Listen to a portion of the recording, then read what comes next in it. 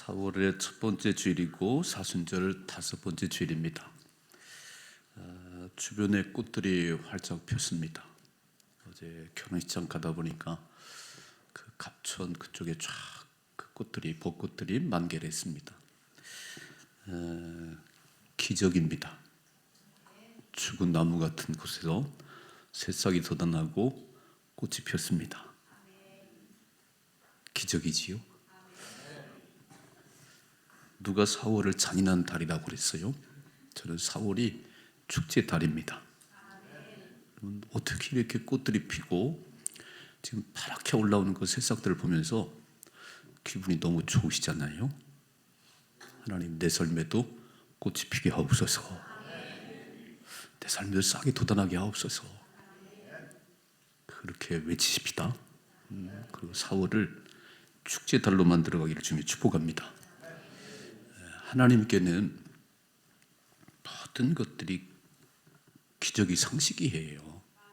우리가 볼 때 기적이고 그러지 하나님께는 다 상식입니다. 하나님께는 뭐가 안 되겠어요? 죽은 자를 살리지 못하겠어요?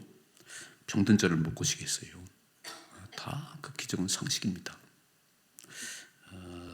성경을 읽다 보니까 예수님은 장례식 설교를 한 적이 없으세요. 우리는 장례를 많이 치렀거든요. 근데 예수님은 장례식 설교를 한 적이 없습니다. 예수님이 계신 곳에는 죽음이 생명으로 바뀌었습니다. 예수님은 병든 자 앞에 가서 그렇게 슬퍼하지 않았어요. 그분이 손을 대면 치유가 일어났습니다. 놀랍잖아요. 그래서 우리는 성경을 보면서 예수님만 함께 계시면 죽음이 생명으로, 슬픔이 기쁨으로 바뀌는구나. 요한복음 11장에 보면 그 나사로가 죽어서 마르다 마리아의 오라버니 나사로가 죽어서 장사 지는 지 나흘이 지났답니다. 4일이 지났답니다. 예수님께서 오셨을 때 마리아 마르다는 참 마음이 아팠어요. 예수님 진작에 오셨으면 우리 오라버니 안 돌아갔을 텐데. 죽은 지 나흘 지났습니다. 이미 장례를 치렀습니다. 그때 예수님께서 무덤으로 가자, 우리 무덤으로 가자 이렇게. 그리고 돌을 옮겨놓으라고 말씀하시고 주님이 이렇게 말씀하세요. 화면에 한번 같이 보세요. 화면에 요한복음 11장 43절. 이 말씀을 하시고 큰 소리로 나사로야 나오라. 그래서 아니 지금 죽은 지 나흘이 돼서 냄새가 날 텐데 예수님은 큰 소리로 나사로야 나오라. 나오라. 그랬더니 보세요. 44절. 죽은 자가 수족을 배로 동인채로 나오는데 그 얼굴은 수건에 쌓였더라. 예수께서 이르시되 풀어놓아 다니게 하라 하시니라. 아멘. 이게 소설이 아니잖아요. 이게 꾸며낸 얘기 아니잖아요. 예수님 계실 때 실제 일어난 일들이잖아요. 마르다 마리아가 증인이고, 아니 무덤 앞에서 죽은 지 나흘이 지난 나사로 그 무덤 앞에서 나사로야 나오라 그랬더니 아니 뭐 이게 동연멘체로 막 걸어 나오네요. 하나님은 말씀으로 세상을 지으셨습니다. 빛이 있으라. 빛이 있어요. 그 예수님이 하나님이세요. 말씀으로 세상을 만드신 하나님께서 죽은 자를 향해서 나오라 외치면 나오는 겁니다. 오늘 그 누가복음 7장의 말씀 보니까 과부가 아들이 죽었네요. 이게 전부 아닐까요? 전부? 이 과부에게는 아들이 전부인데 이 아들이 죽어가지고 행여가 나가는데 막 그냥 통곡하는 거지요. 오해를 하는 거지요. 난 어떻게 살라고. 예수님 거기 계셨어요. 예수님께서 그 오해라는 그 광경을 보고 예수님이 관에 손을 댔다는 거예요. 멈춰섰습니다. 주님 말씀하잖아요. 청년아, 내가 네게 말하노니 일어나라. 그랬더니 살아났어요.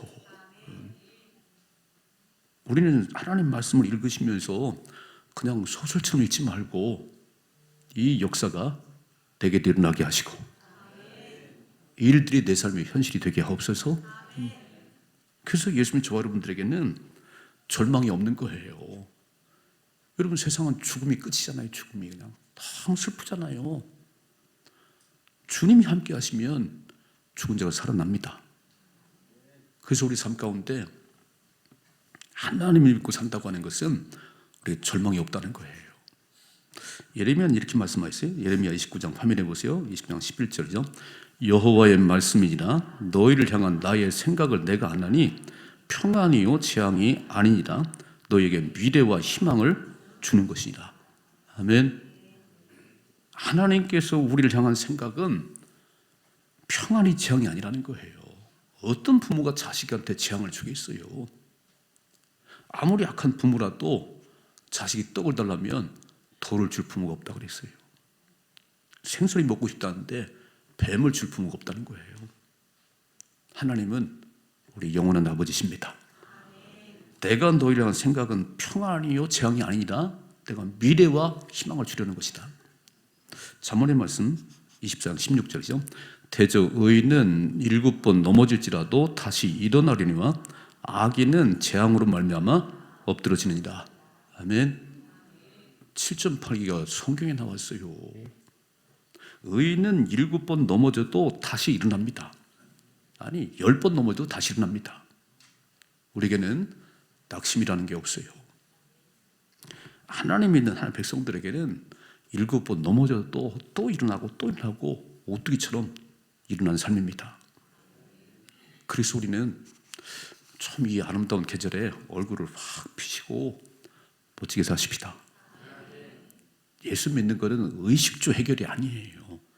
단순히 먹고 입고 사는 문제가 아니고 인생의 근본의 문제를 해결하시는 겁니다. 죽음의 문제가 두렵지 않은 거예요. 세상은 죽음으로 그냥 낙심하고 그런데요. 예수님만 함께 하시면 죽음이 생명으로, 슬픔이 기쁨으로 바뀝니다. 누릴 수 있기를 주여 축복합니다. 오늘 말씀 잘 보시면 나인이라는 그 작은 동네에 예수님께서 오셨는데 행여가 나가는 거예요. 행여가 독자, 어머니 독자인 가들이 죽어서 행여 나가는데 얼마나 우는지 예수님 슬프실 것 같아요. 오늘 그 슬픔이 축제로 바뀌고 죽음이 생명으로 바뀌는 이 말씀을 함께 참고하려고 합니다. 어떻게 이런 일이 벌어졌는지, 어떻게 이런 삶이 이루어지는지 저와 함께 살펴보시고 죽음의 생명으로, 죽음에서 기쁨으로 바뀌는 우리의 삶이 되기를 주님의 축복합니다. 첫째로 주님이 먼저 찾아오십니다. 잘 봐요. 다시 한번 11절에서 그 후에 예수께서 나인이라는 성으로 가실새 제자와 많은 무리가 동행하더니, 자, 그 후에란 얘기는 바로 앞부분을 읽어보면 가버나움이라는 동네에서 백부장의 종이 병들었는데 그 종을 치료한 사건이에요. 가버나움과 나인성은 한 40km 떨어져 있습니다. 아주 작은 시골 동네예요. 시골 동네. 자, 보세요. 화면에 보세요. 갈릴리고 나인이라는 동네인데 가버나움이 있어요. 나사렛이 옆에 있고. 지금 가버나움에서 백부장의 종을 고치고 예수님께서 나인이라는 성으로 오셨어요. 나인 성으로. 자, 보세요. 12절.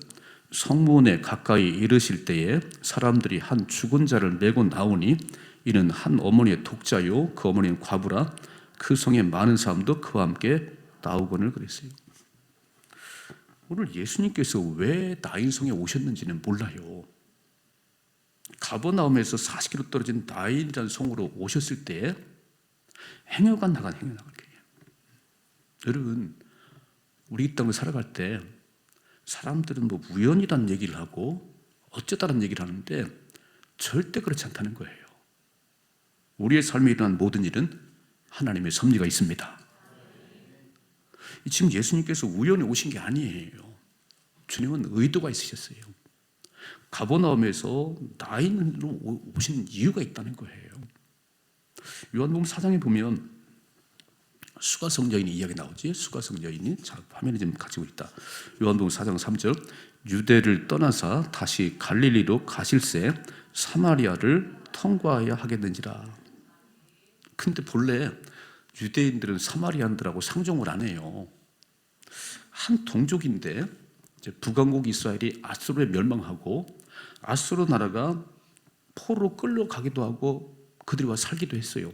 그러니까 피가 섞였어요. 피가 이렇게 순수한 하나님의 백성들이 아수르의 피를 받고 또 시집을 가고 그랬어요. 그 유대인들이 사마리아 사람들을 아주 싫어해요. 피가 섞인 저산과 상종도 안 해요. 이렇게. 그래서 사람들은 자 화면에 좀 보십시다. 화면에 자 이게 갈릴리고 이게 유대예요. 이렇게 사마리아 가운데 있는데 유대 사람들이 갈릴리로 갈 때 이렇게 통과하면 쉬워요. 근데 사마리아 사람들과 상종을 안 하니까 이렇게 돌아갑니다. 이렇게 돌아가요. 이렇게 다 돌아서 먼 길로 가는데 오늘 예수님께서 의도를 가지고 사마리아를 통과해야 되겠다는 거예요. 다시 한번 화면에 보세요. 3절이죠. 유대를 떠나서 다시 갈릴리로 가실새 사마리아를 통과해야 하겠는지라 그랬어요. 예수님은 의도가 있어서 그런 얘기예요. 그냥 한 게 아니고 유대인들 다 돌아가지만 나는 사마리아를 통과해야 되겠어. 그 수가성이라는 동네 가서 우물 옆에 앉아 있어요. 그랬더니 정오가 됐는데 한 여자가 물을 길러 나오네요. 여러분 한 여자가 대낮에 물을 길러 오면 안 돼요. 얼마나 뜨거운데. 근데 그 여인이 남자를 5명 바꾸고 6번째 남자하고 살아요. 어쩌면은 이 여인에게는 야 남편을 자주 바꾸면 행복하겠지.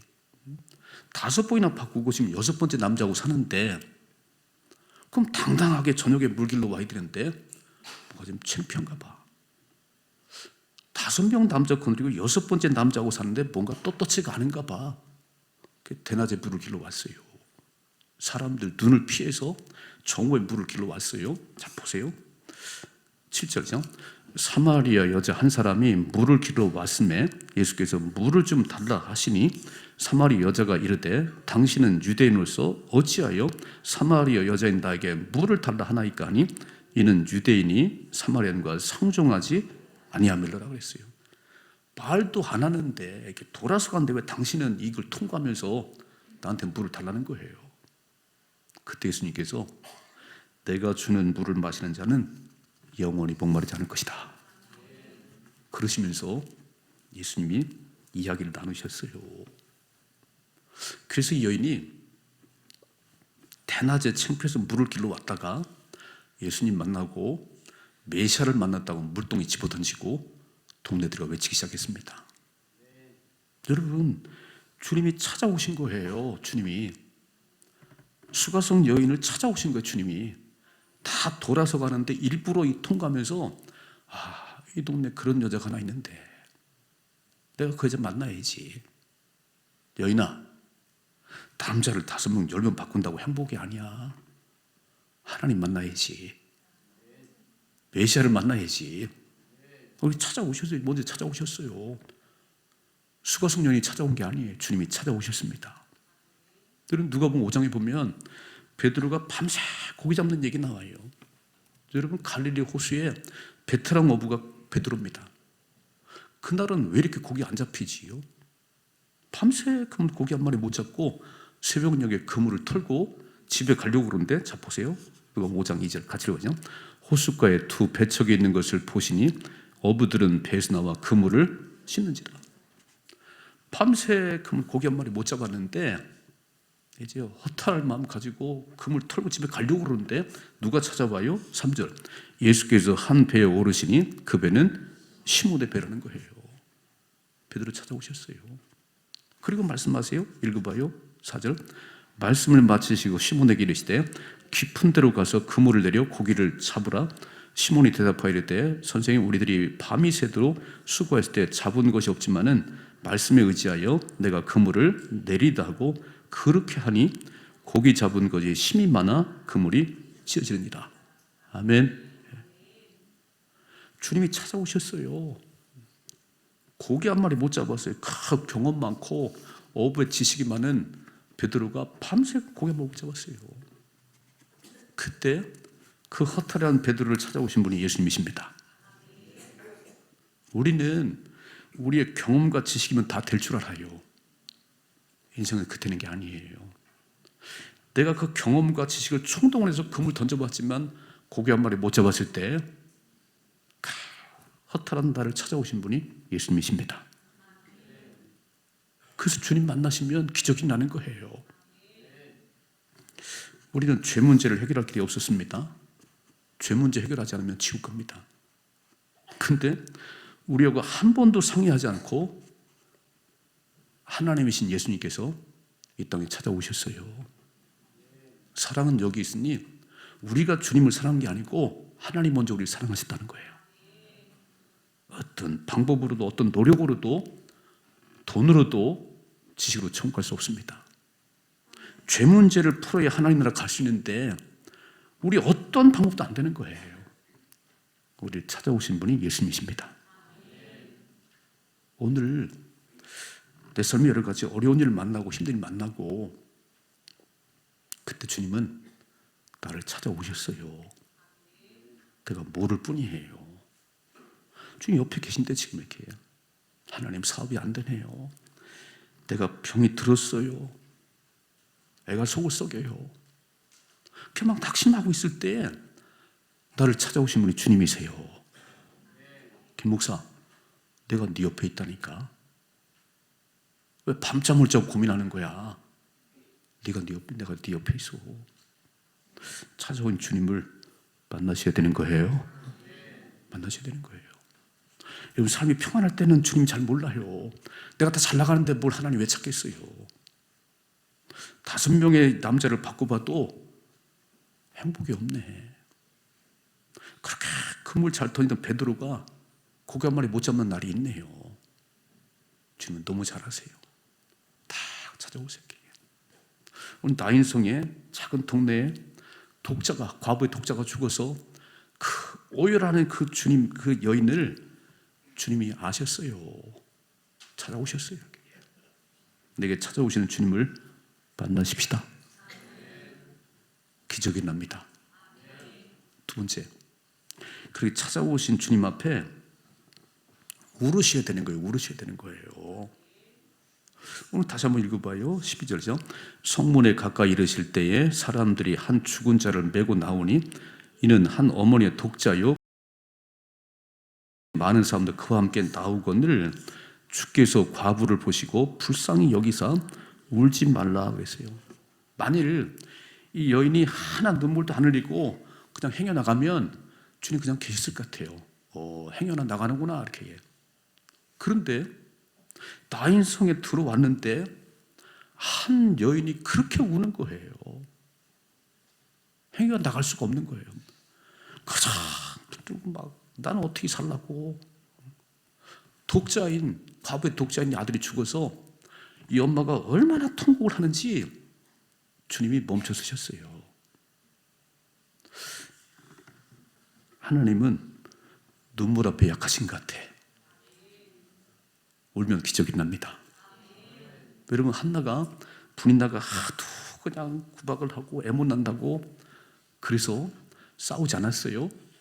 분인나 머리끄댕이 싸우지 않았어요. 성전에 올라가가지고 통곡했습니다. 오래 기도했습니다. 하나님 템을 열어주세요. 하나님 바치겠습니다. 그리고 울고 우는데 하나님께서 그 태문을 열으셔서 아들 사무엘을 주셨어요. 위대한 인물입니다. 사무엘이. 눈물로 얻은 아들이에요. 히스기야 왕이 죽을 병에 들었어요. 이사야 선지자하고 집을 정리해라. 죽을 병에 들렸다. 그리고 막 가네요. 이사야 선지 가네요. 그때 히스기야가 얼굴을 벽으로 향하고 한없이 울었어요. 하나님 제 나이가 39살인데 내가 하나님을 살려고 믿음을 살려고 애를 썼는데 죽을 병에 들렸다니요. 그냥 얼굴을 벽으로 하면 그렇게 울었는데 이사야가 자기 집에 가기도 전에 다시 가라네요. 이사야 다시 희색에 가거라 이렇게 말씀하셨어요. 내가 희색의 눈물을 보았고 그 기도를 들으느니라. 생명을 15년 연장시킨다 그랬어요. 여러분, 하나님 앞에 우는 눈물은 고귀한 눈물이에요. 사람들 앞에 울지 말고. 사람들은 사람 앞에 우는 거예요. 막 힘들어 죽겠어요. 막 어려워 죽겠어요. 누가 해결해 줘요? 아무도 해결할 수 없습니다. 하나님 성전에 가서 울으십시다. 하나님 성전에 가서 새벽에도 우시고 밤에도 우시고 하나님이 반드시 보십니다. 이렇게 써놨어요. 시편 126편 5절이죠. 눈물을 흘리며 씨를 뿌린 자는 기쁨으로 거두리로다. 울며 씨를 뿌려 나간 자는 반드시 기쁨으로 그 곡식단을 가지고 돌아오리로다. 아멘. 하나님 말씀이잖아요. 눈물을 흘리며 씨를 뿌린 자는 기쁨으로 거두는 거예요. 난 우리 고3 아이들이 진짜 공부를 그렇게 열심히 했으면 좋겠어. 힘들어서 울기도 하고 피곤해 울기도 하고 기적이 납니다. 하나님 앞에 우는 눈물은 기적을 일으키는 거예요. 오늘 주님이 옆에 계신데 가만히 있으면 아무것도 안 일어나요. 성경에 보면은 너는 내게 부르짖으라.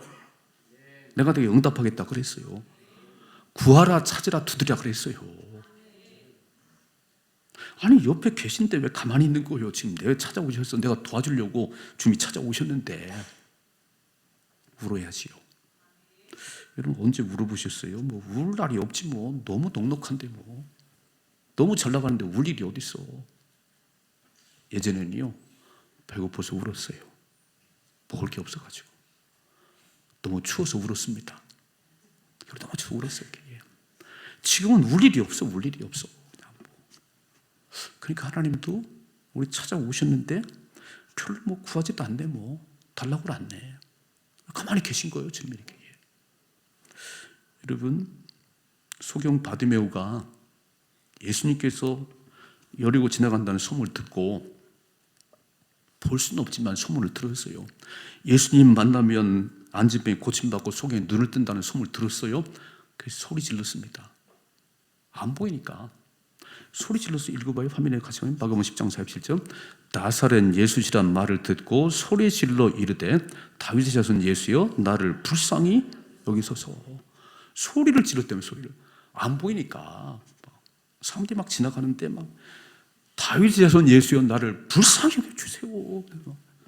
얼마나 소리쳤든지 이렇게 써 있어요. 읽어 48절 많은 사람이 꾸짖어 잠잠하라 하되 그가 더욱 크게 소리질러 이르되 다윗의 자손이여 나를 불쌍히 여기소서. 사람들이 뭐라고 한다고 주저앉지 말고요. 사람들이 시끄럽다고 왜 소리가 기도 소리가 죽는 거요. 얼마나 더 크게 소리 질러가면서 다윗의 자손이여 나를 불쌍히 해주세요. 이 소경이 그냥 왜 이렇게 시끄러운 거야 막. 여러분 사람들의 눈치 볼 거 없어요. 문제는 하나님이 해결하십니다. 그래서 막 더 소리 지르고 막 더 소리 질렀더니 자 이렇게 말씀하네요. 49절 예수께서 머물러 서서 그를 부르시다고 그랬어요. 주님의 발걸음 멈추셔야 되는 거예요. 오늘 주님이 나인성에 들으셨는데 너무 오해란 그 어머니 때문에 여인 때문에 주님이 멈춰 섰어요. 오늘도 주님은 우리가 부르짖기를 원하십니다. 어려운 일 만나면 낙심하지 말고 사람 찾아가서 그러지 말고 하나님께 나오십시다. 그리고 울으십시다. 오늘 보셨잖아요. 한나가 울었더니 위대한 사무엘을 낳고 히스기야가 울었더니 생명식은 연장됐습니다. 성경 그 얘기 나오고 계시잖아요. 나를 찾아야지. 나를 찾아야지. 주님이 나를 주목하도록 주님 발걸음 멈춰 세우셔야 되는 거예요. 기적이 납니다. 이렇게 살아갈 수 있기를 주님 축복합니다. 세 번째, 예수님은 생명의 주인이십니다. 읽어봐요. 자, 13절이죠. 주께서 과부를 보시고 불쌍히 여기사 울지 말라 그랬어요. 주님 마음이 아프네요. 아프시지. 동네 사람, 작은 동네 사람이 다 그냥 슬픈 마음이 슬퍼요. 막 저희는 오해라는 것 때문에. 주님 뭐라고 말씀하지요? 여인아 울지 마. 울지 마. 그리고 보세요. 자, 보세요. 14절이죠. 가까이 가서 그 관에 손을 대시니 맨 자들이 서는지라 예수께서 이르시되 청년아 내가 내게 말하노니 일어나라. 예. 여러분, 주님이 가까이 가셔서 그 오해라는 그 여인을 보고 관에 손을 댔어요. 주님이 손길이 닿으면 기적이 납니다. 주님의 손이 눈먼 손이 닿으면 눈이 떠져요. 그래서 관을 대신에 맨 자들이 멈춰 섰습니다. 뭐라고 말씀하지요? 청년아 내가 내게 말하니 일어나라는 거예요. 주님은 뭐 한 분이 아니시지. 여러분, 장례식에 설교를 해본 적이 없는 분이 예수님이세요. 장례식에 오늘 막 일어나라 그랬어요. 자, 15절을 같이 읽어봐야죠. 죽었던 자가 일어나 앉고 말도 하거늘 예수께서 그를 어머니에게 주님, 또 한 번 울었을 것 같아. 야, 살아난 아들을 끌어안고 그냥 또 오해를 했을 것 같아. 감격의 눈물입니다. 여러분, 슬픔의 눈물을 하나님께 울다가 감격의 눈물을 흘릴 수 있길 주님 축복합니다. 하나님이 살리셨네요. 하나님 풀어주셨네요. 이런 감격의 눈물이 있어야지.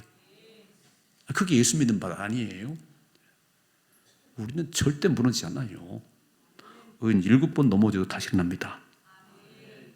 우린 죽음 때문에 아픔 때문에 울긴 하지만 주님을 멈춰 세우면, 주님 손을 대시면 기적이 납니다.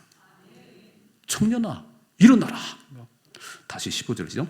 죽었던 자가 일어나 앉고 말도 하거늘 예수께서 그를 어머니에게 주셨다는 거예요. 자, 보세요. 16절.